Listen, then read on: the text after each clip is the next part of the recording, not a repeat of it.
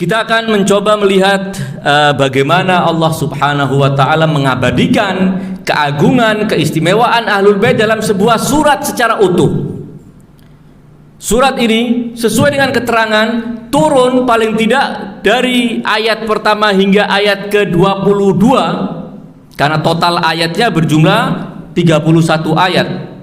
Paling tidak mulai ayat pertama hingga ayat ke-22 turun sekaligus untuk mengabadikan sebuah peristiwa terkait dengan keluarga suci Rasulullah Shallallahu Alaihi Wasallam. Boleh jadi ayat ke-23 hingga akhir itu turun di kesempatan lain, boleh jadi dia makkiyah, karena peletakan ayat-ayat sesuai dengan keterangan para ulama itu sesuai dengan ketentuan yang dilakukan oleh Rasulullah. Rasulullah yang menentukan, letakkan ayat ini dalam posisi itu. Boleh jadi ayat yang telah turun di Makkah kemudian oleh Rasulullah diperintahkan untuk diletakkan di urutan setelah ayat ke-22 yang turun secara sekaligus.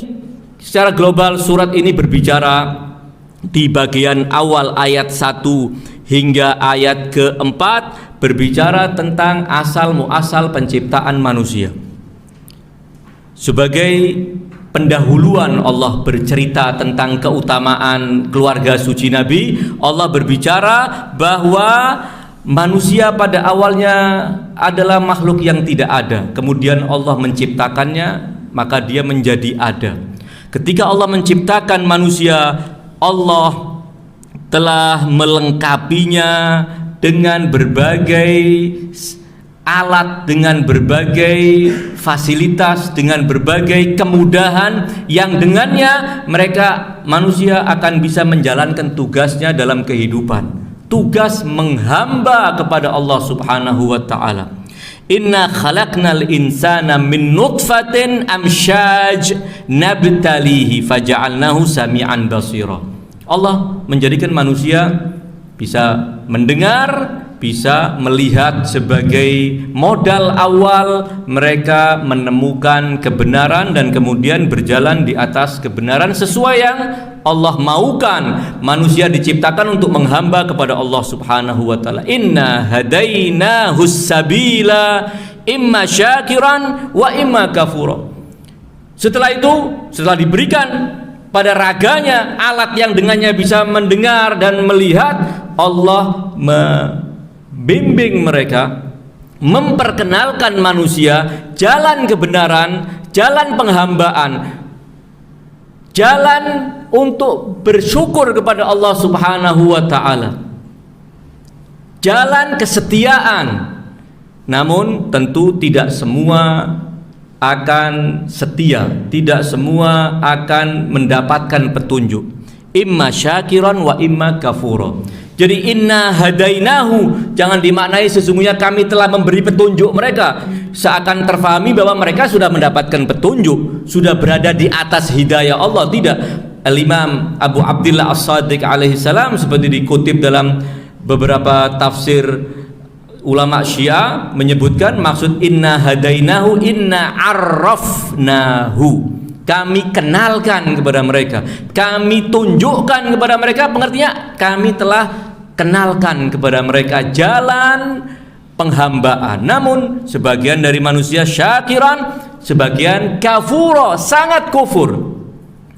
Yang menghamba berarti dia bersyukur kepada Allah Subhanahu wa Ta'ala atas nikmat penciptaan, atas nikmat yang tak terhingga yang telah Allah berikan.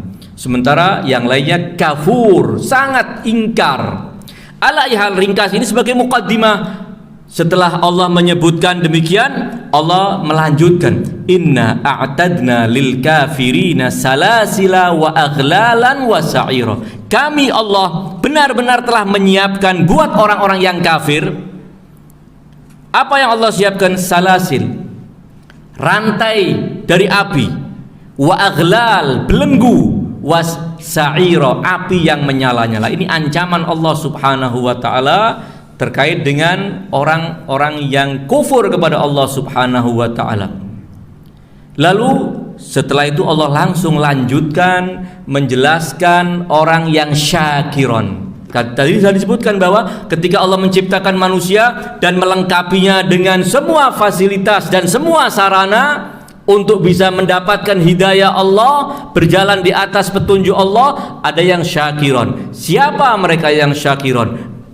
Allah menyebutkan innal abrara yashrabuna min ka'sin kana mizajuha kafuro. Ayat ini mulai masuk memperkenalkan kepada kita siapa hamba yang syakiron tersebut. Sesungguhnya orang-orang abror, orang-orang yang baik. Kata abror bentuk jamak dari kata bar atau dari kata barun. Barun, abror.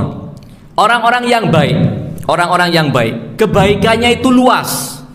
Kebaikannya tidak terbatas. Innal abrara yashrabun, mereka akan minum min ka'sin, dari ka'as. Ka'as ini cawan. Tetapi bukan cawan kosong. Dalam bahasa Arab kata ka'sun adalah gelas yang sudah ada isinya, siap untuk diminum. Gelas kosong tidak disebut dengan ka'as. Terkadang kata ka'sun dimaknai minuman itu sendiri. Innal abrara yashrabuna min ka'sin. Sesungguhnya orang-orang abror, mereka akan minum dari cawan yang mizajuha kafuro, yang campuran minuman itu adalah kafur. Apa kafur itu? Ainan yashrabu biha ibadullah, mata air yang terpancar yang darinya hamba-hamba Allah akan minum. Dan hamba-hamba Allah tersebut akan yufajjirunaha tafjiro, akan memancarkan mata air itu kapanpun mereka kehendaki. Mata air itu akan nurut dengan kehendak hamba-hamba Allah. Kapan akan dipancarkan, terserah kehendak hamba-hamba Allah tersebut. Ketika hamba-hamba Allah menginginkan mata air itu terpancar, akan terpancar. Inilah yang Allah perkenalkan tentang al-abror. Pertama Allah menyebutkan innal abror, kemudian dipertegas lagi bahwa mereka al-abror adalah orang-orang yang disebut dan digelari oleh Allah dengan ibadullah. Ainan yashrabu biha ibadullah. Tentu semua kita adalah hamba Allah. Namun ada hamba yang telah mencapai tingkat sempurna dalam penghambaannya, sehingga dia berhak dipuji dengan gelar sebagai hamba Allah. Wa illa semua hamba Allah. Fir'aun hamba Allah. Tidak ada yang meragukan demikian, semua. Namun apa bedanya ketika Allah memuji manusia-manusia tertentu dengan menyebutnya, dengan menggelarinya sebagai hamba Allah, itu menjadi bukti bahwa orang tersebut telah mencapai puncak dalam penghambaan kepada Allah Subhanahu wa ta'ala. Ketika menyebut Rasulullah, lamma qama Abdullah subhanalladzi asra bi'abdihi, menyebut Rasulullah dengan abdu, hamba Allah, itu tentu ingin menjelaskan kepada kita bahwa beliau adalah telah mencapai puncak tertinggi dalam penghambaannya kepada Allah Subhanahu wa ta'ala. Demikian juga pada ayat ini, ainan yashrabu biha ibadullah. Allah ingin memperkenalkan abror, orang-orang abror dengan gelar sebagai ibadullah. Di satu sisi mereka adalah orang-orang abror, orang-orang yang baik, dan kebaikannya itu tanpa pamrih. Al-Allamah Tabatabai ketika menjelaskan makna al-abror adalah orang yang kebaikannya luas. Dia melakukan kebaikan bukan karena sesuatu apapun, kecuali karena itu adalah kebaikan, tidak mengharap apapun. Yang penting dia melihat bahwa ini kebaikan, dia lakukan. Bahkan boleh jadi itu memberatkan dia, tetap dia lakukan. Kenapa? Karena ada nilai kebaikan pada pekerjaan itu. Dari sisi itu mereka adalah orang-orang yang abror. Dari sisi penghambaan kepada Allah Subhanahu wa ta'ala, mereka disebut dengan ibadullah. Yufajjirunaha tafjira, yufuna bin nazri. Mereka adalah orang-orang yang setia dengan nazarnya, melaksanakan nazarnya. Wa yakhafuna yauman kana syarruhu mustatira, dan mereka takut tentang sebuah hari yang keburukan hari itu benar-benar menyebar. Maksudnya hari kiamat. Kata toro artinya terbang, menyebar luas, itu toro. Tapi kalau istatoro, menyebar luasnya, itu sangat ingin menggambarkan bahwa keburukan, kejahatan, hal-hal yang mengerikan di hari kiamat itu sangat luar biasa, tidak terbayangkan. Apapun yang diceritakan tentang hari kiamat dalam Al-Quran hanya secuil dari kenyataan yang sebenarnya, yang masih bisa kita dengar, kita bisa fahami, kita bisa tangkap. Wa illa kenyataannya jauh lebih dahsyat dari apa yang bisa kita bayangkan. Karena orang-orang ini Allah sifati dengan ibadullah, Allah sifati dengan yufuna bin nadhr. Mereka setia melaksanakan janji, melaksanakan apa yang telah mereka nazarkan. Nazar artinya seperti yang sudah sama-sama kita ketahui. Nazar adalah ketika seorang mengucapkan bahwa saya akan melaksanakan sesuatu dan itu menjadi kewajiban buat saya apabila sesuatu lain terjadi. Kalau saya ditakdirkan mendapatkan rizki ini, saya nazar separuh akan saya sumbangkan kepada anak-anak yatim. Itu nazar, maka harus dilaksanakan. Jangan mengatakan kemudian waktu itu saya kayaknya kurang serius nazarnya, terus dibatalkan ketika sudah hasil lah. Ya, yufuna bin nazar, melaksanakan nazar. Sifat yang pertama. Sifat yang kedua, wa yakhafuna yauman syarruhu mustatiro. Nanti akan kita temukan lagi bahwa sifat ini disebut lebih dari sekali, bahwa mereka adalah orang-orang yang benar-benar takut akan keburukan hari kiamat.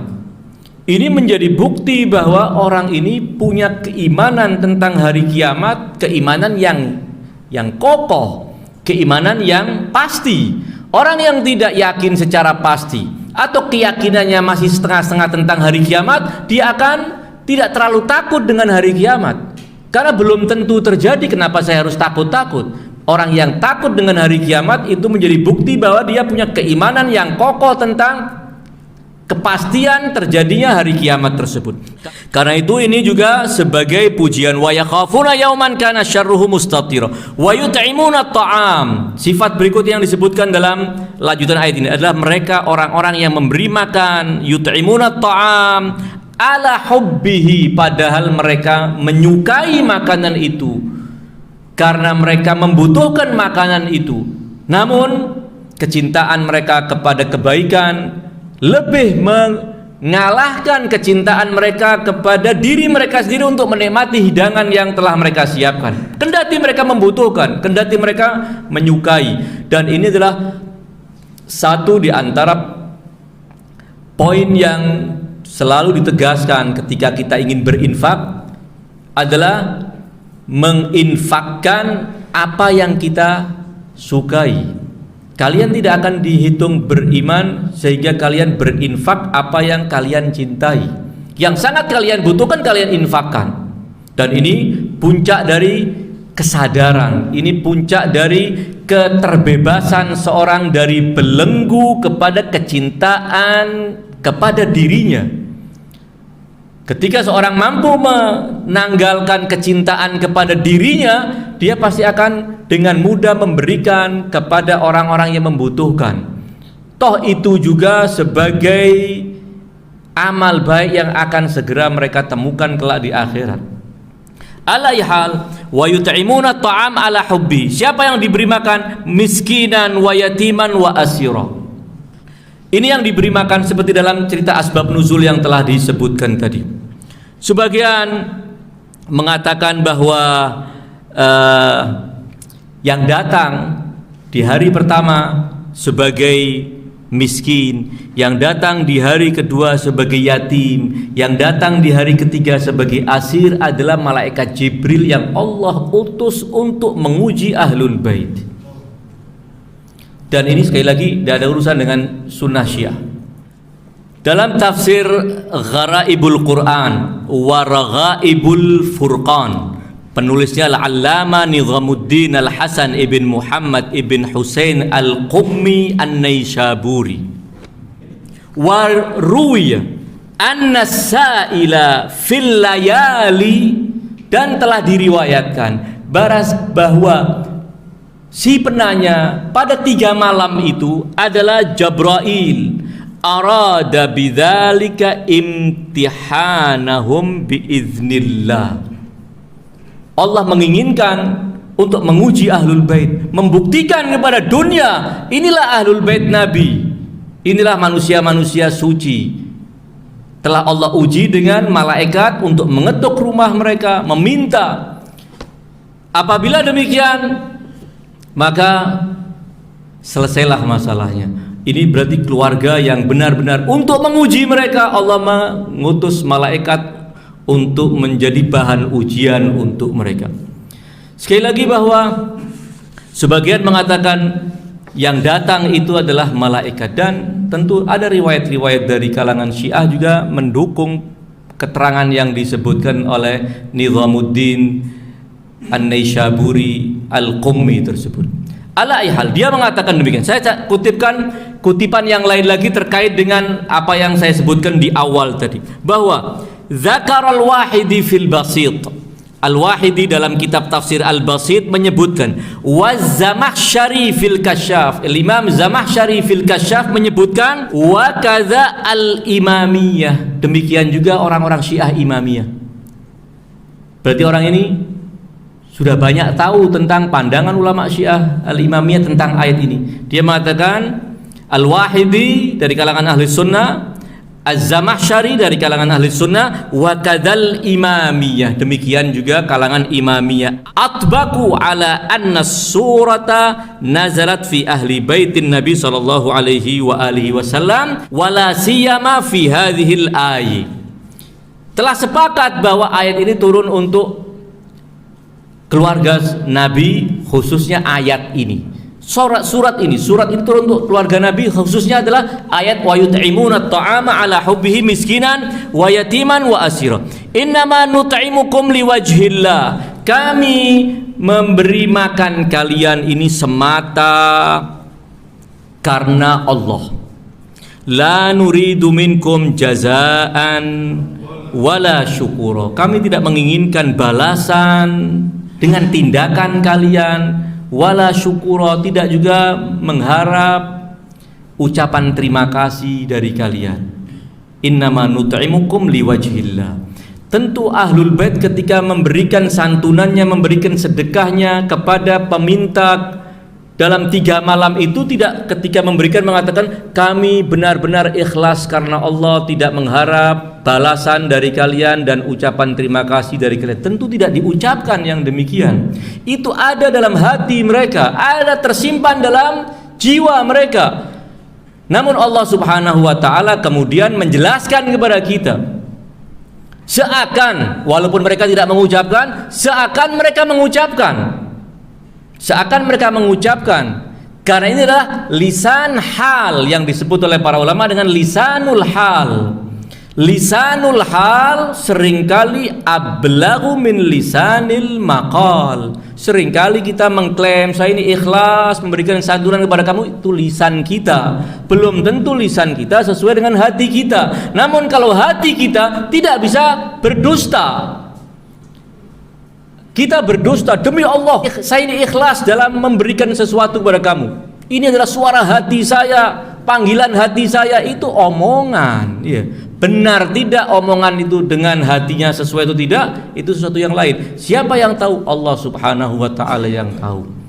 Ketika Allah mengatakan, menjelaskan bahwa ahlul bait ketika memberikan kepada mereka itu dengan penuh keikhlasan, innama nut'imukum liwajhillah la nuridu minkum jazaan wala syukura, ini menjadi bukti bahwa Allah telah bersaksi bahwa ahlul bait yang Allah sebut dengan gelar al-abrar, yang Allah sebut dengan gelar ibadullah, adalah orang-orang yang punya keimanan yang sangat luar biasa, sehingga tidak pernah mengharap apapun dari kebaikannya kecuali keridhaan Allah Subhanahu wa ta'ala.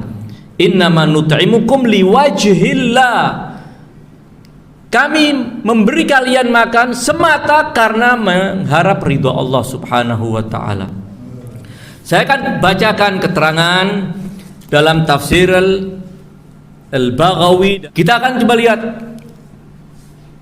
dikutip oleh Al-Baghawi, qala Mujahid wa Sa'id ibn Jubair. Mujahid dan Sa'id ibn Jubair berkata, innahum lam yatakallamu bih walakin alimallahu dzalika min qulubihim fa asna alaihim.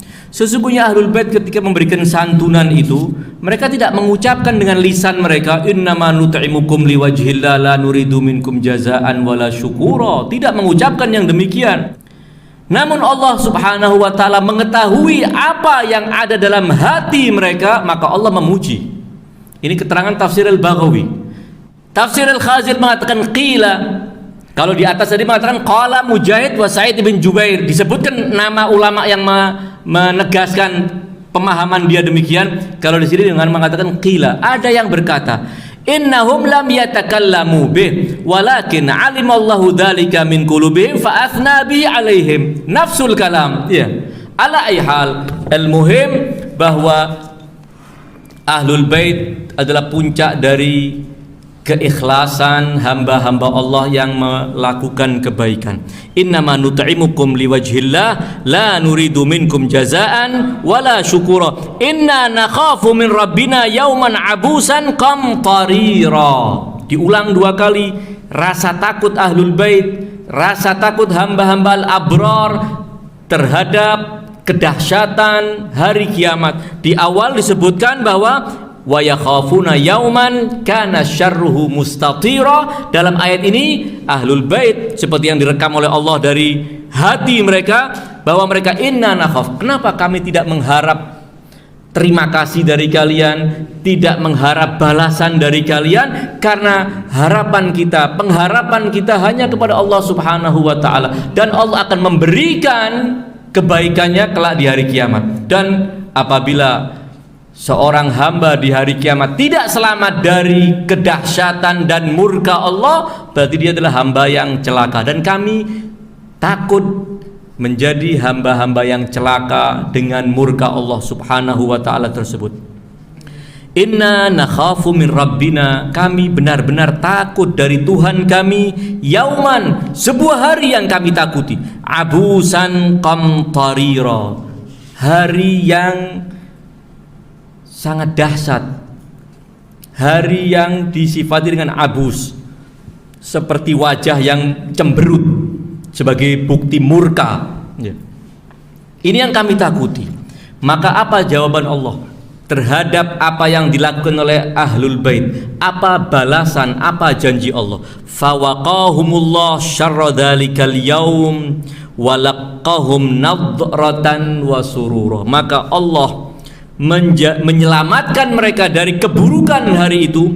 Walaqahum, tidak cukup menyelamatkan dari keburukan hari itu. Ini balasan kebaikan pertama dari Allah Subhanahu wa taala. Allah menjauhkan mereka dari keburukan hari kiamat. Walaqahum, dan Allah memberikan kepada mereka nadratan. Nadra itu wajah yang ceria karena gembira. Wajahnya berseri-seri sebagai bukti bahwa mereka sedang dalam keadaan hatinya riang, hatinya berbahagia. Nadratan, Allah akan tampakkan wajah-wajah kalian adalah wajah yang berseri-seri. Wasururon, dan hati kalian dijadikan oleh Allah hati yang dipenuhi dengan rasa gembira. Ketiga, wajazahum bima sabaru jannatan wa harira, dan Allah membalas mereka dikarenakan kesabaran mereka. Karena dalam dunia mereka melakukan kebaikan butuh kesabaran. Menanggung lapar adalah kesabaran. 3 hari 3 malam tidak makan kecuali hanya berbuka, dan kemudian sahur lagi hanya dengan air putih. Sehingga di hari keempat seperti yang setelah saya ceritakan tadi, mereka terlihat lemah. Dan atas dasar cerita itu, sebagian kemudian ingin menolak cerita ini dengan alasan-alasan yang dipaksa-paksakan, bahwa ini tidak benar. Bagaimana Ali Ya, Ali kan orang dewasa, masih kuat. Lalu apa hak Ali untuk juga mengambil 2 porsi dari kedua putranya untuk diberikan kepada si peminta di 3 malam itu? Itu kan hak anaknya, harus dikasih makan. Kenapa seorang bapak tidak memberi makan anaknya? Ini real ayat keutamaan Ahlul Bait, mereka balik menjadi ayat yang menyerang Ali bin Abi Thalib dalam pemahaman mereka. Sampai anak-anaknya dalam keadaan lemah yang digambarkan dalam riwayat seperti anak burung dara yang kecil itu, ya. Gemetar, ya. Ini berarti kan sangat tidak manusiawi yang demikian, ya. Siapa yang membenarkan orang tidak makan 3 hari, ya. Itu ditolak yang demikian oleh mereka dengan alasan-alasan seperti itu. Telah saya sampaikan tadi bahwa Ali tidak merampas 2 porsi dari kedua putranya, namun kedua putranya dengan penuh kesadaran memberikan. Karenanya ayatnya mengatakan wa yut'imun, mereka, bukan Ali yang memberi makan, yut'imun, mereka yang memberikan makan, ya. Namun sekali lagi ini juga sekali lagi alasan-alasan yang dipaksakan. Kita kalau membaca kitab Ihya Ulumuddin misalnya, Ihya Ulumuddin ada bab tertentu tentang riyadhah, ya, tentang bagaimana kita mengontrol diri kita, menaklukkan diri kita supaya bisa konsentrasi kepada Allah Subhanahu wa taala. Kita akan menemukan cerita yang sangat luar biasa. Abu Bakar Siddiq tidak makan 6 hari 6 malam sebagai upaya dia melaparkan dirinya supaya bisa taqarrub kepada Allah Subhanahu wa taala. Kenapa kalau Abu Bakar menjadi pujian, kalau Ali bin Abi Thalib menjadi kecaman? Kita bisa lihat dalam kitab Ihya ada fulan tokoh sufi tidak makan 16 hari, fulan tokoh sufi tidak makan 60 hari, tidak makan, tidak minum. Kenapa ini semua? Terlepas itu khoyal atau tidak khoyal, itu bab lain. Saya ingin mengatakan mereka menggarisbawahi ini semua dalam rangka upaya mereka untuk taqarrub kepada Allah Subhanahu wa taala.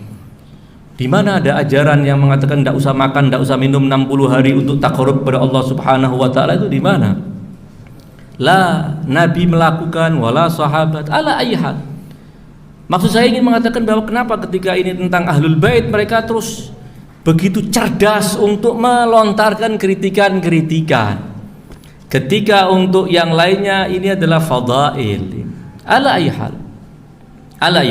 Wa yut'imuna at-ta'ama ala hubbihi miskinan wa yatiman wa asira innama nut'imukum liwajhillah la nuridu minkum jazaa'an wala syukura inna nakhafu min rabbina yawman abusan qamtarira. Maka fawaqahumullah syarra dzalikal yaumi wa laqahum nadratan wa surura wa jazahum bima sabaru jannatan wa harira. Ini balasan yang Allah berikan. Mereka akan diberi surga dan beri busana, pakaian mereka terbuat dari sutra. Muttaqiina 'alal araik, mereka duduk di singgasana la yarawna fiha syamsan wala zamharira. Mereka tidak akan melihat matahari, tidak kepanasan, wala zamharir. Zamharir itu dingin yang sangat sampai membeku. Artinya dalam keadaan hidup suasananya sangat indah dan enak, tidak kepanasan, tidak kedinginan. Wadaniyatan alaihim zilaluha, dan naungannya itu pendek. Wa dzullilat qutufuha tazlila, dan buah-buah yang ada di surga itu mudah untuk mereka petik. Tidak tinggi-tinggi sehingga butuh kayu untuk mengambil buah-buahan di surga. Kita menginginkan, penghuni surga menginginkan, dia akan turun dan dipetik oleh penghuni surga.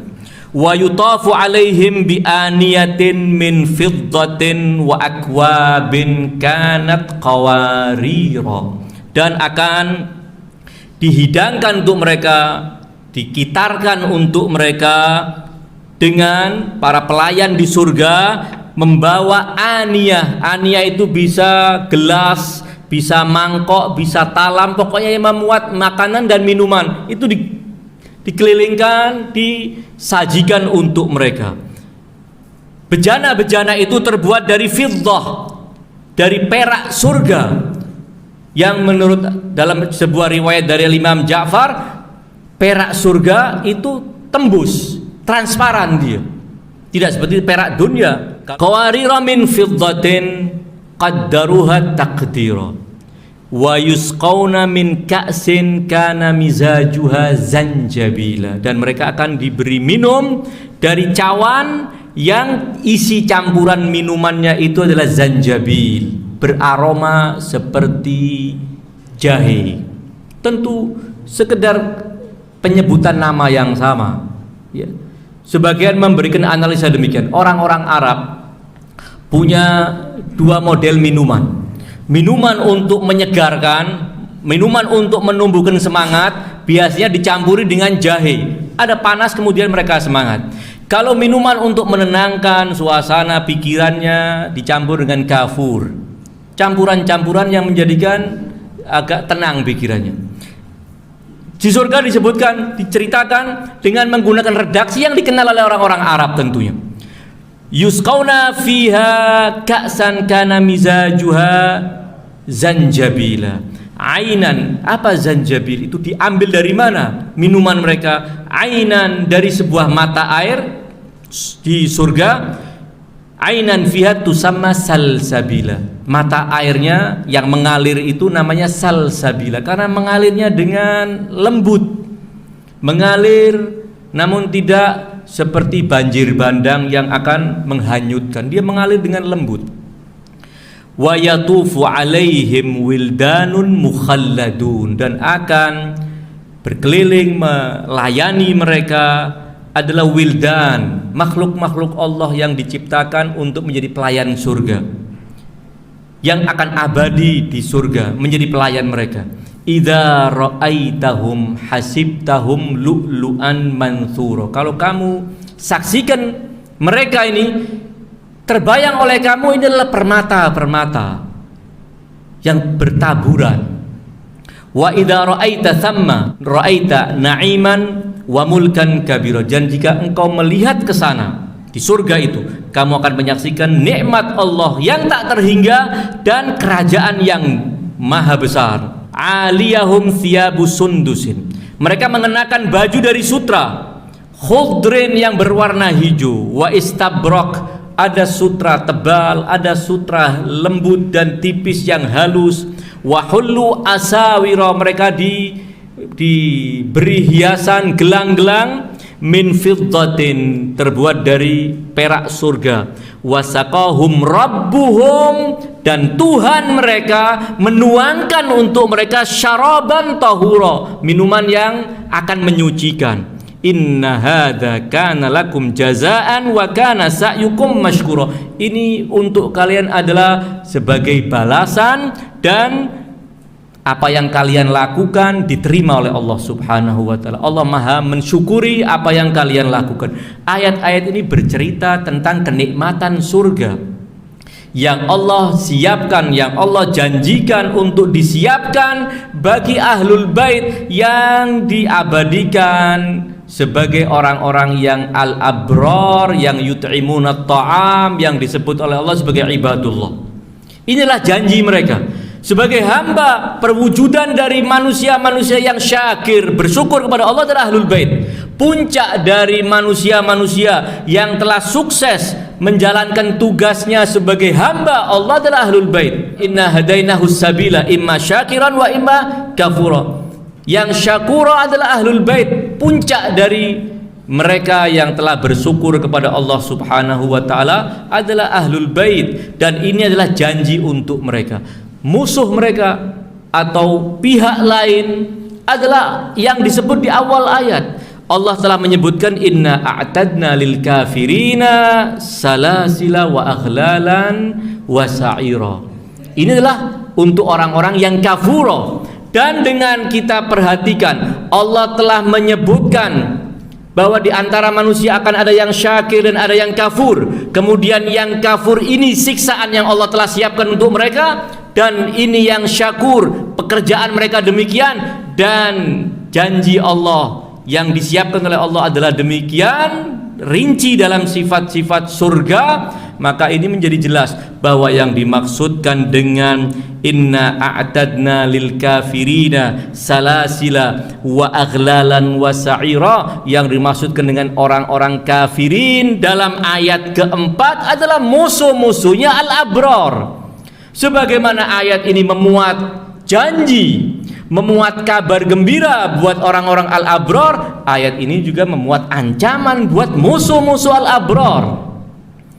Karena di dunia cuma ada dua, imma kafir wa imma mu'min, imma syakiran wa imma kafura. Yang syakiran adalah al-abrar, ibadullah, adalah ahlul bait. Sementara yang kafur berarti siapa? Musuh-musuh ahlul bait. Karenanya ini juga memuat sebuah ancaman. Sayyid Syarafuddin Al-Musawi dalam kitab Al-Kalimatul Gharra, kitab kecil yang bercerita tentang keutamaan Az-Zahra, Al-Kalimatul Gharra fi Tafdhiliz Zahra, beliau mengungkapkan beberapa ayat, ayatul tathhir, ayatul al-mawaddah dan ayatul abrar. Setelah merinci keterangan tentang ayatul abrar dengan bahasa yang sangat sastra, luar biasa indahnya, di bagian akhir beliau tutup ada keterangan yang penting, kata beliau, untuk kita fahami bahwa ayat ini juga memuat ancaman bagi musuh-musuh Zahra salamullah alaiha, bahwa Allah telah menjanjikan a'tadna lil kafirina salasila wa aghlalan wa sa'ira.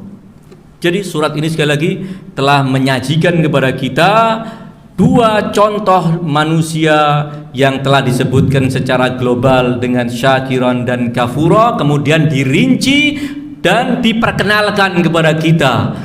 Al-Quran tidak cuma menyampaikan teori-teori tentang kebaikan, tentang orang baik, namun setelah menyampaikan teori tentang kebaikan dan orang baik, inilah contoh-contoh orang baik yang harus kalian imani sebagai orang-orang baik, yang kalian harus berpihak kepada mereka sebagai orang-orang yang baik apabila kalian memang mencintai kebaikan dan mencintai orang-orang yang baik. Dan ada pihak-pihak yang kafuro, yang apabila kalian memang benar-benar secara tulus dan setia dengan kebenaran, pasti akan menolak kekafiran dan membenci pelaku kekafiran siapapun dia. Dan sekali lagi surat ini telah memperkenalkan kepada kita siapa yang harus kita cintai dan siapa yang harus kita musuhi, siapa yang kita harus berpihak kepadanya dan siapa yang kita harus berbaris untuk melawannya. Tentu kita diminta oleh surat ini untuk berpihak kepada al-abrar, berpihak kepada ibadullah, berpihak kepada Zahra dan ahlul bait at-tahirin. Mudah-mudahan keterangan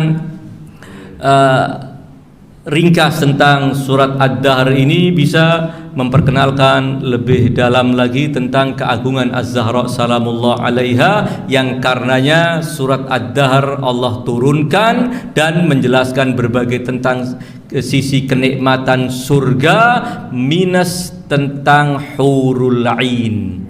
Kata Al-Alusi, saya akan tutup keterangan pada malam hari ini. Kata Al-Alusi dalam tafsirul Ruhul Ma'ani, kita selalu memperhatikan ayat-ayat Al-Quran yang berbicara tentang surga selalu menyebutkan tentang kenikmatan surga yang namanya hurul ain, kecuali dalam surat Ad-Dahr tidak ada sebutan tentang hurul ain. Dan ini sangat kuat kemungkinan, kata beliau, karena ayat ini sedang berbicara tentang Az-Zahra salamullah alaiha. Apa arti bidadari bagi Ali bin Abi Thalib? Apa arti bidadari ketika di surga sudah ada sayyidatu nisa'i ahlil jannah? Itu adalah yang disimpulkan oleh Al-Alusi dalam kitab Ruhul Ma'ani. Mudah-mudahan sekali lagi Allah subhanahu wa ta'ala menguatkan kecintaan kita kepada Az-Zahra salamullah alaiha, menjadikan kita orang-orang yang berpihak kepada Az-Zahra salamullah alaiha, dan menjadi orang-orang yang mendapatkan syafaat beliau di dunia dan di akhirat.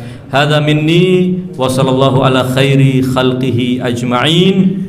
Wa ghafarallahu lana wa lakum amin. Wassalamualaikum warahmatullahi wabarakatuh.